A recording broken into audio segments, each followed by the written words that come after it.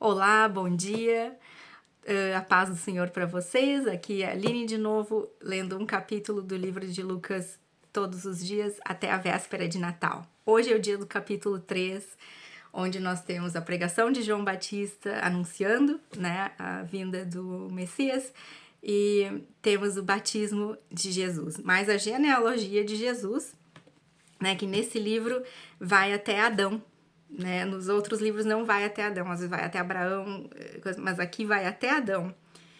E eu não vou ler toda a genealogia, mas eu vou ressaltar alguns nomes que estão aqui. E então, e também tem essa introdução histórica dos imperadores e tal, como Lucas fez nos outros capítulos. Então vamos lá, agora começa a ficar realmente assim, porque, né, a gente vê João Batista cresceu, Jesus Cristo cresceu, eles estão começando o ministério deles e agora começa a emoção, assim, né, de ver tudo isso começar a se desenvolver. Então, vamos orar? Senhor, eu te agradeço por essa oportunidade, por esse dia, pela tua palavra nas nossas vidas e que hoje nós podemos ler o capítulo 3 do Evangelho de Lucas. Nós podemos ver o batismo do seu filho, nós podemos ver o caminho que João Batista preparou para ele, para a chegada do Messias. E eu te peço, Senhor, que a tua graça, a tua misericórdia, a tua companhia através do Espírito Santo esteja conosco e fale ao nosso coração e nos esclareça e nos traga mais perto de ti. Eu te agradeço, em nome de Jesus que eu oro e acredito. Amém. Então vamos lá? Então, a pregação de João Batista. Essa parte aqui vocês também vão poder ver, por exemplo, no Evangelho de Mateus, no capítulo 3, do versículo 1 ao 12, no Marcos, no capítulo 1, versículo 1 ao 8, e no Evangelho de João, capítulo 1, versículos 19 a 28. Então vamos à nossa introdução histórica. Ora, no 15º ano do reinado de Tibério César, sendo Pôncio Pilatos governador da Judéia, e Herodes sendo o tetrarca da Galileia, e seu irmão Filipe, tetrarca da Itureia e da região de Tracônites, Elisânias, tetrarca de Abilene, sendo Anás e Caifás sumos sacerdotes, sendo a palavra de Deus até João, veio a palavra de Deus até João, filho de Zacarias, no deserto.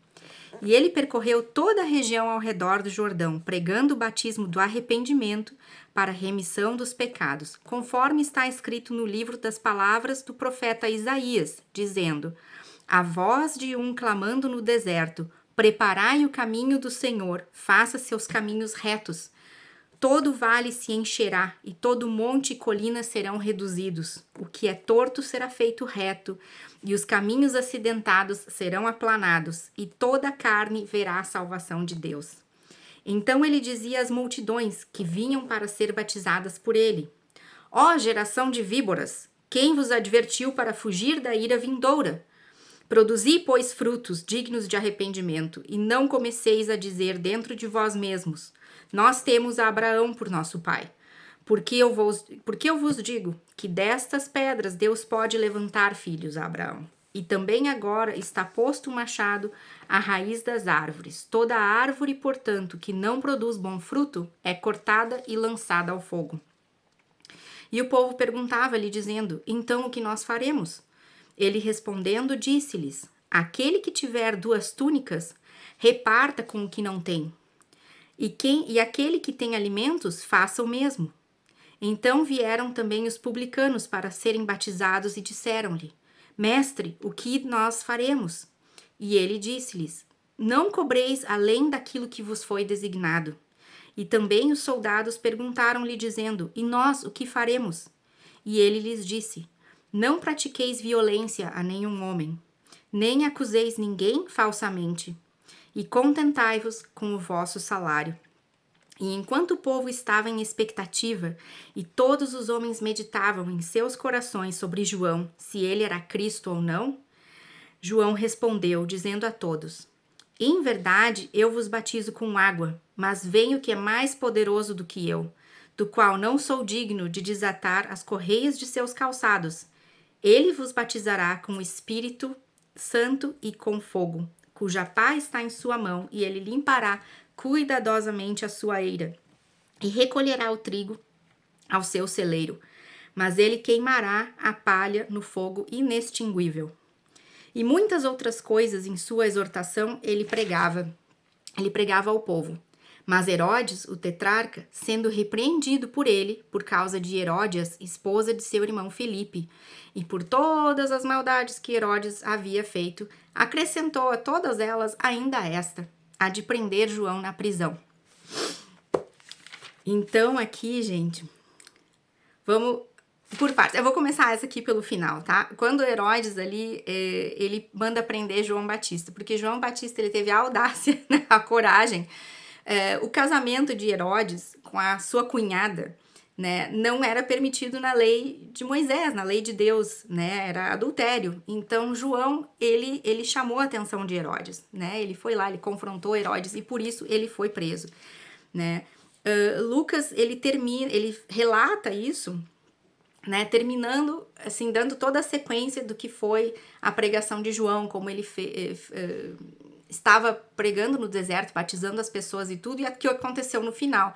Mas claro que depois, na parte seguinte, quando ele fala do batismo de Jesus, que João batiza Jesus, né, obviamente que isso aconteceu antes de João ser preso, né, então esses dois relatos, assim, o relato do batismo não está na ordem cronológica, assim, né, veio depois, mas ali o único cuidado que Lucas teve nessa parte, assim, da pregação de João foi terminar tudo que ele fez até quando deu a sua prisão, né.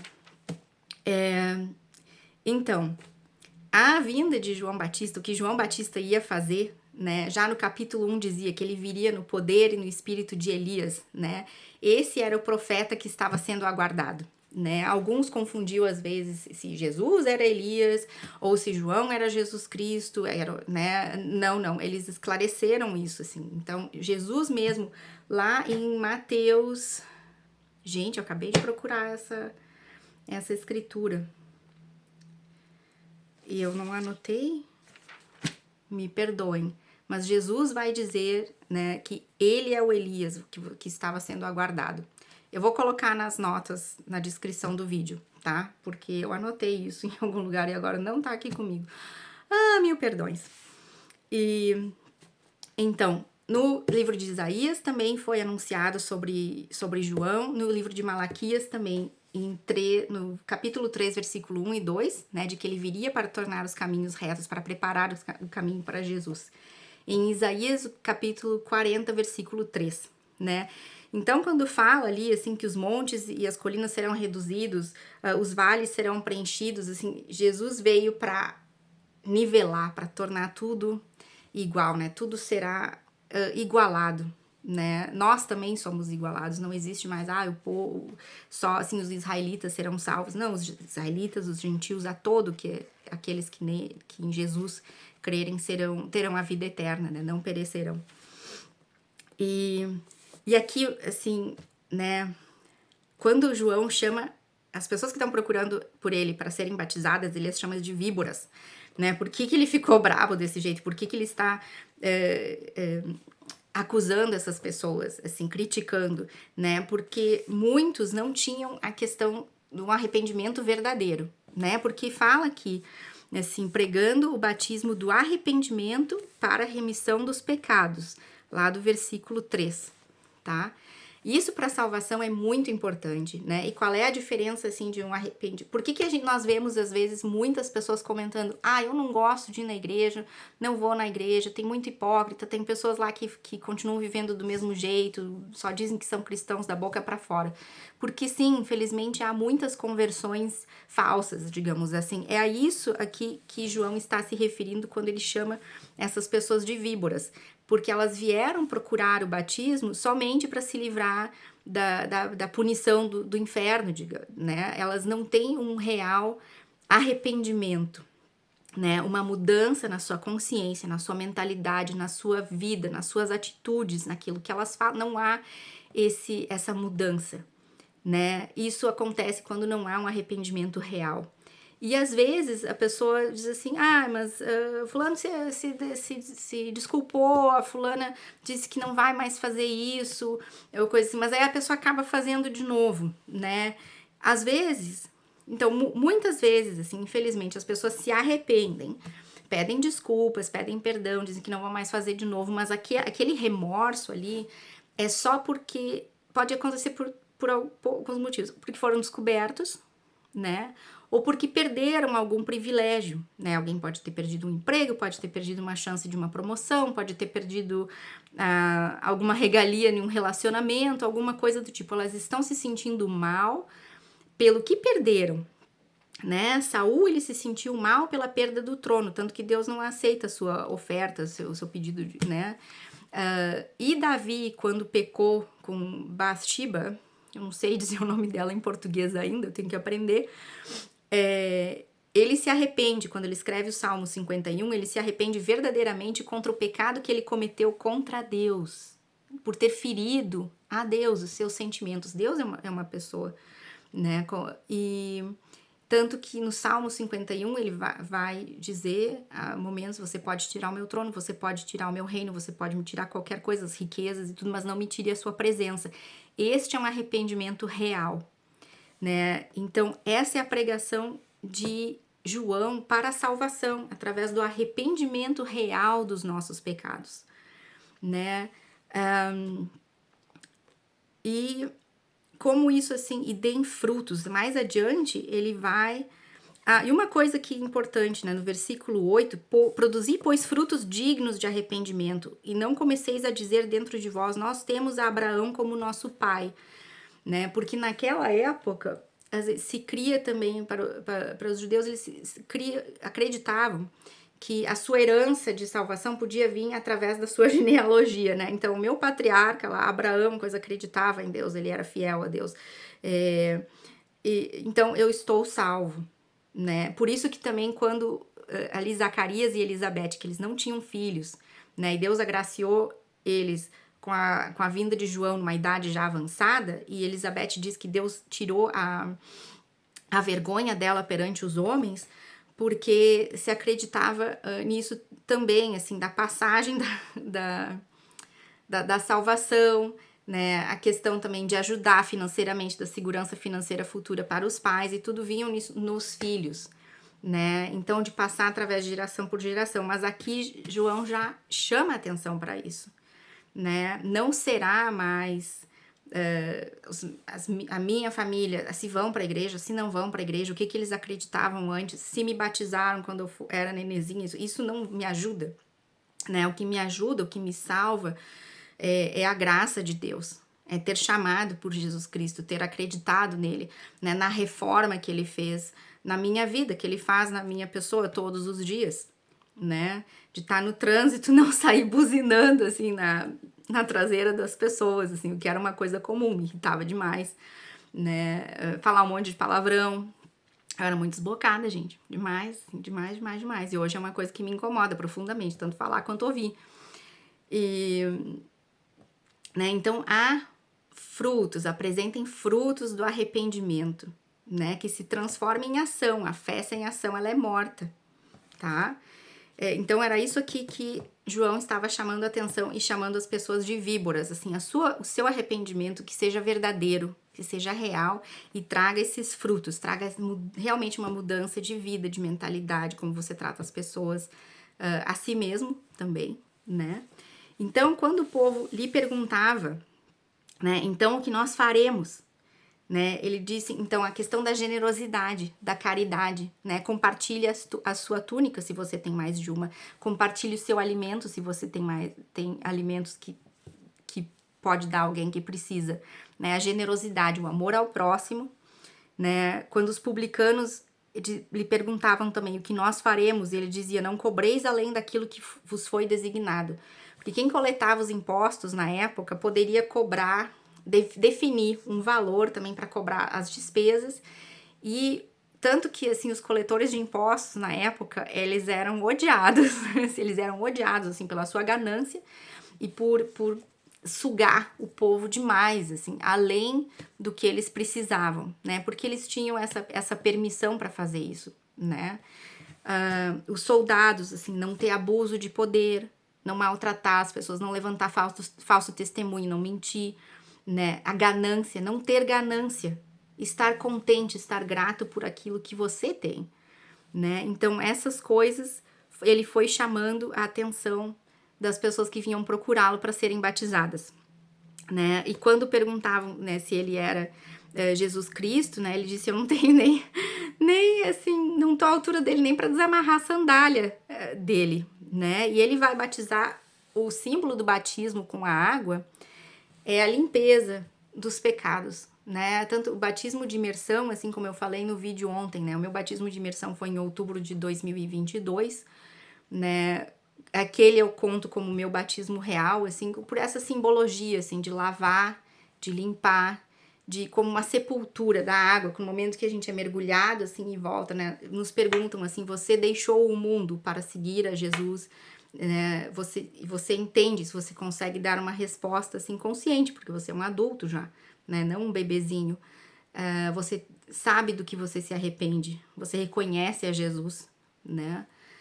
Então é como se fosse a sua tumba, né? Você morre para o mundo e você ressuscita para a vida no reino de Deus, para a companhia do Espírito Santo, né? Então, essa simbologia do batismo, ele batizava para limpar os pecados, mas ele vai dizer, aquele que vos batizará, né? Que vai batizar vocês com o Espírito Santo, com o fogo do Espírito Santo e tudo, ele ainda está vindo, né? Ele está aqui, está vindo, né? Então não sou ele, né? E ele tem a ferramenta, ele vai limpar, né? Quando a pessoa limpa grãos, né? Os trigo aqui, que ele vai recolher o trigo para o seu celeiro, limpar cuidadosamente a eira, né? O que era onde eles limpavam os grãos, né? Vocês já devem ter visto na televisão, às vezes aparece alguém com uma cestinha fazendo assim, né, e jogando os grãos para cima. Por quê? Porque a casquinha é leve. Então, toda vez que eles jogam para cima, o vento leva aquela casquinha embora e vão sobrando os grãos. Então, o que cai no chão é limpo, tem que ser limpo. É isso que estava dizendo.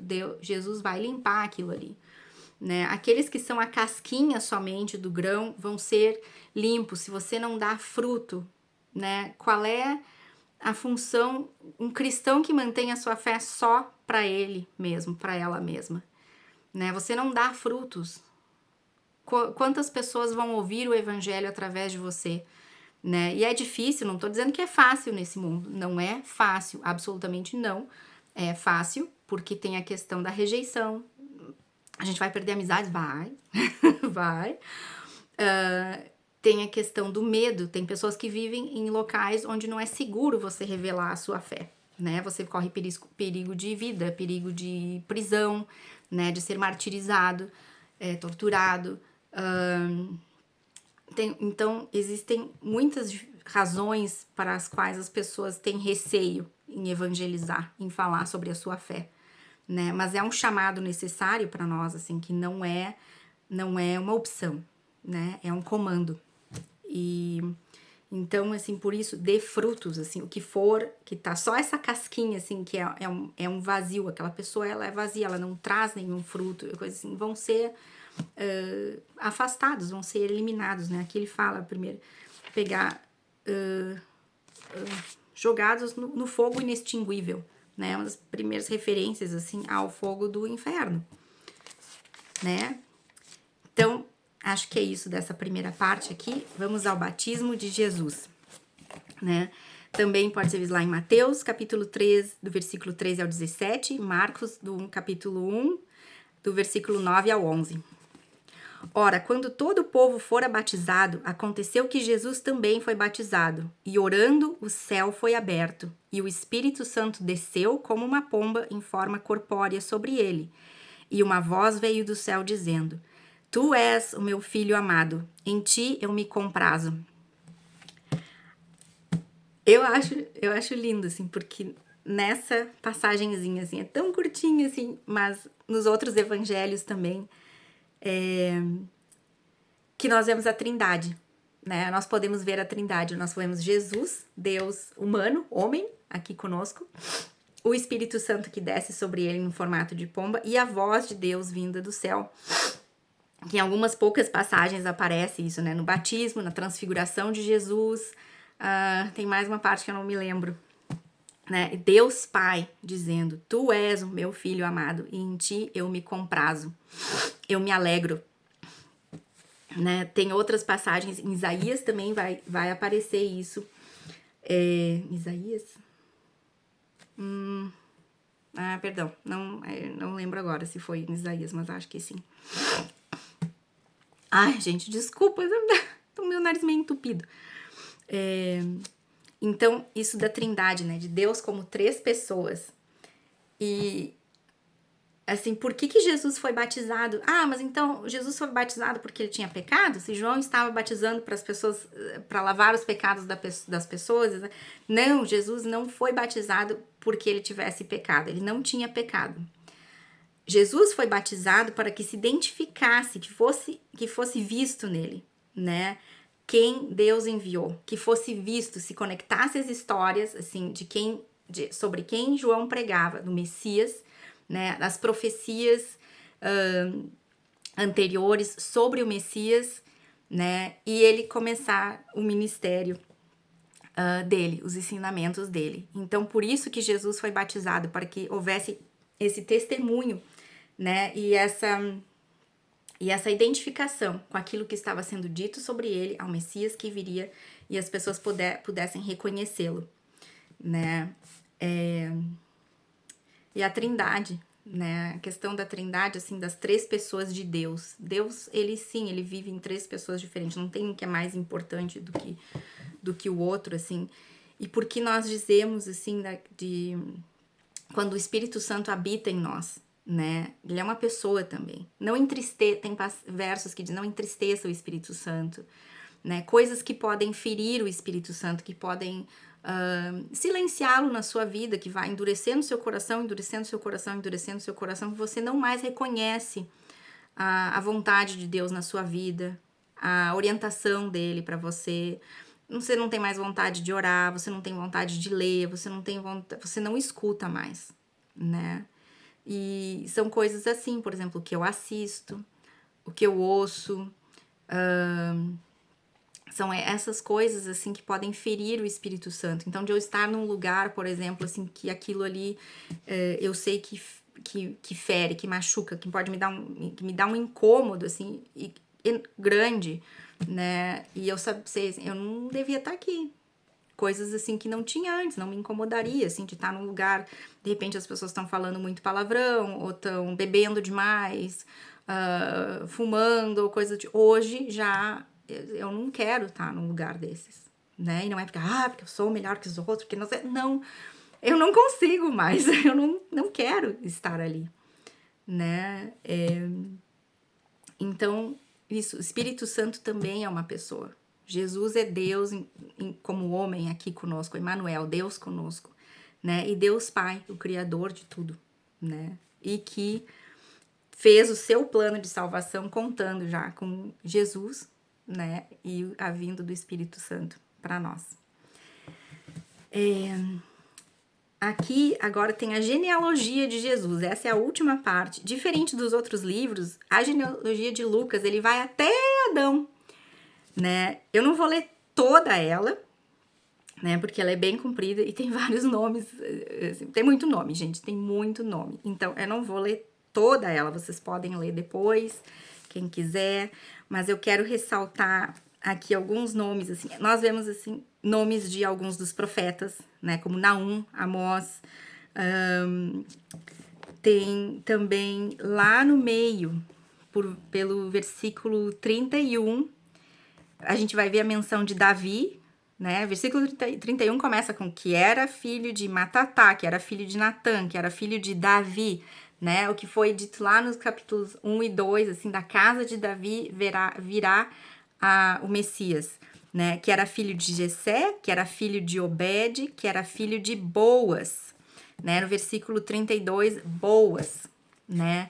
Como Deus usa as pessoas, né? Boas casou com uma moabita, Ruth, né? Que foi fiel. Ela foi fiel ao nosso Deus, né? O povo moabita era um povo inimigo de Israel, mas ela casou, né? Ela era como é que se diz, gente?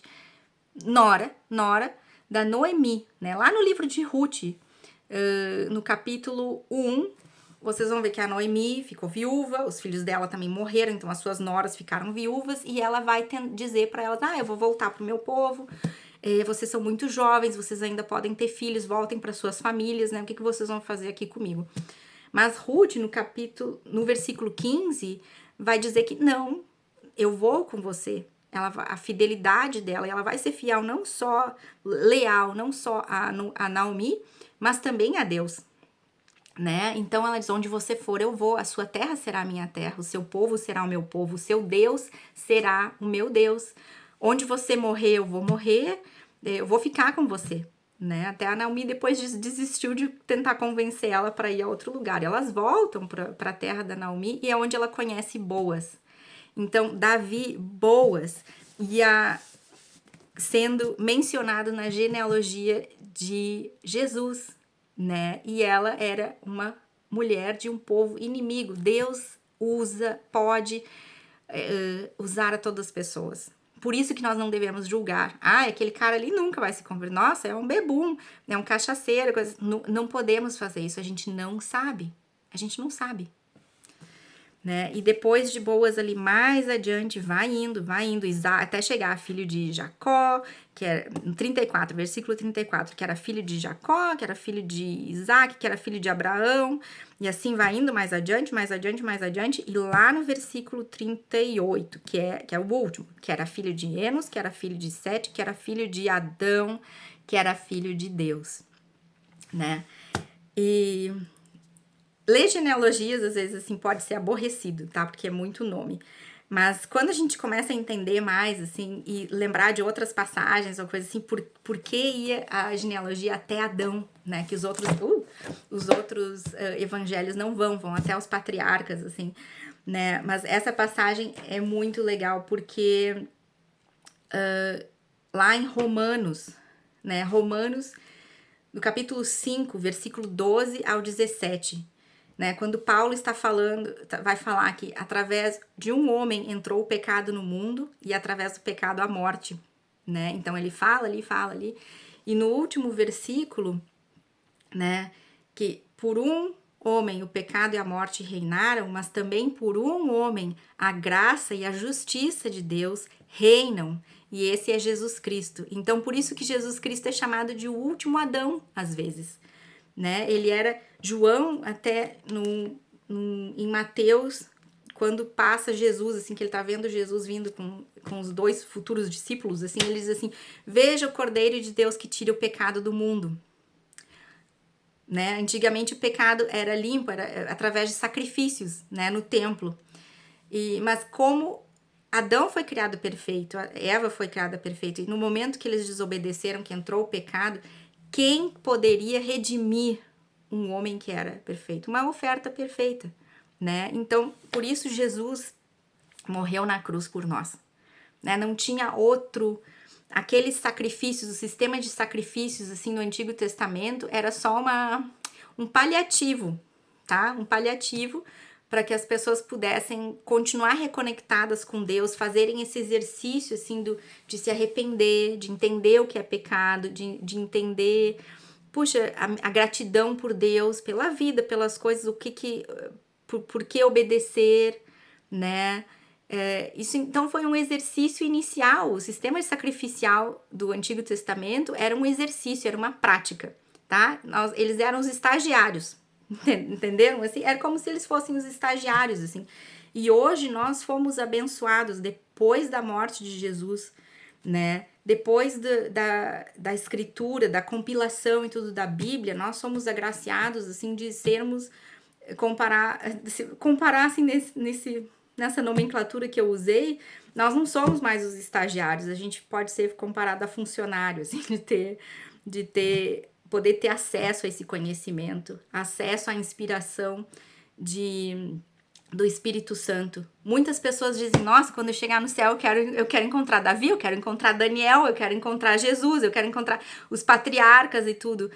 E eu fico imaginando para eles, né, o que eles pensam, assim, nossa, quando essa geração chegar, né, nós vamos poder perguntar como era ter o Espírito Santo com vocês o tempo todo. Como era a presença de Deus com vocês o tempo todo? Como era a palavra de Deus na mão de vocês o tempo todo? É um privilégio que a gente não reconhece. A gente só acha às vezes que era especial e tudo lá. Moisés, quando o arbusto lá que estava queimando, né? Abraão, quando foi sacrificar Isaac, que o cordeiro lá estava todo enrolado lá no arbusto, quando os anjos vinham, nós achamos isso, e às vezes ficamos esperando que Deus se manifeste na nossa vida dessa maneira, de uma maneira extraordinária, e a gente perde as pequenas coisas. A gente perde a palavra dele todo dia. Eu posso abrir a minha Bíblia todos os dias, a qualquer momento. Eu posso pedir em oração, conversar com Deus a qualquer momento. Né? Isso é incrível, gente, é incrível. Então, isso foi o capítulo 3 de hoje. Eu espero vocês para o capítulo 4 amanhã, quando Jesus vai ser tentado no deserto. E eu desejo vocês um ótimo dia, ótimas leituras, ótimos momentos de meditação, de oração, de aproveitar a presença de Deus na vida de vocês e de conhecer quem Ele é, tá? Um abração e até amanhã. Tchau, tchau!